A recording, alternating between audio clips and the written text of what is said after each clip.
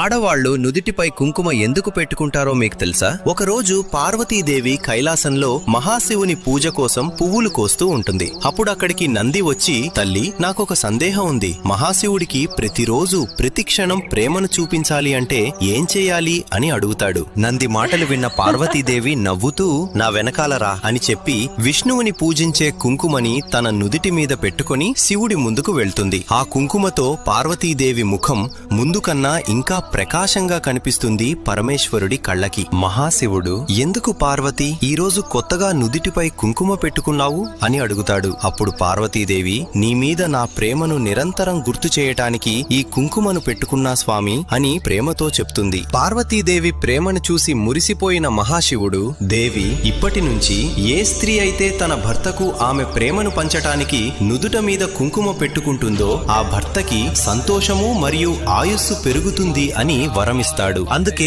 ఆ రోజు నుంచి ఈ రోజు వరకు ఆడవాళ్లు నుదుట మీద కుంకుమ పెట్టుకుంటూ వారి భర్తల ఆయుస్సుని పెంచుతున్నారు. మీరు శివభక్తులు అయితే